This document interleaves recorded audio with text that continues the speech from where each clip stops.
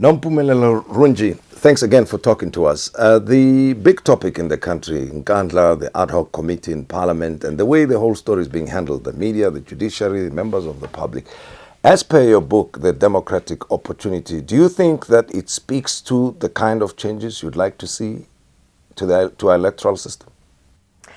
Well, the book does touch on a number of issues that we're currently dealing with now. The first thing is, how does the separation of powers actually work? Who exercises oversight over who? And that's one of the things that we're finding is a challenge with this Nkandla issue. You had the Public Protector, which is a Chapter 9 institution that is there to protect our democracy and also defend the interests of the public, doing an investigation, finding that the president should pay back a portion of the money. This report was taken into Parliament, an ad hoc committee was set up, and the ad hoc committee was of the view that the president should not pay.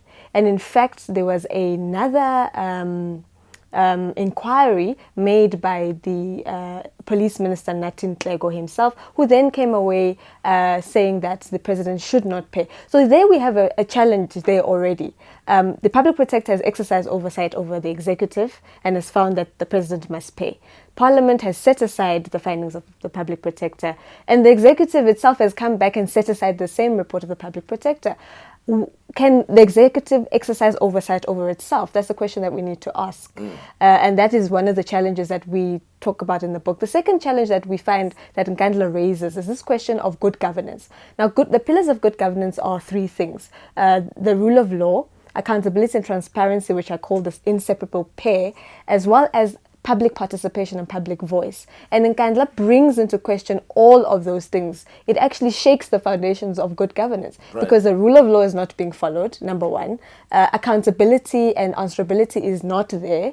There's a lack of transparency that we've seen. And secondly, what the public is saying in terms of we want people to be held to account for this wasteful expenditure is not actually coming to the fore. A brief response from you. The president seems to be of the view that the matter of Nkandla is of interest to certain interest groups, including the clever blacks, that there are bigger issues to deal with in this nation, that we should not be focusing so much attention on this matter.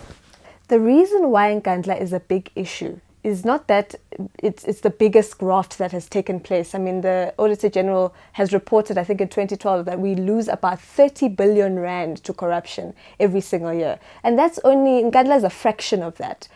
But Nkandla is a matter of principle, Tim. That is what is going on here. It is corruption that took place in the backyard of the president. It brings into disrepute the office, the highest office in the land. And that affects the perceptions of the public about the standing of government in terms of questions of the rule of law, accountability, etc. If something like this, if this type of corruption can take place under the president's nose, how much more in a municipality on the outskirts of the Northwest? How much more, Tim, in another province, somewhere else where the president is not always present?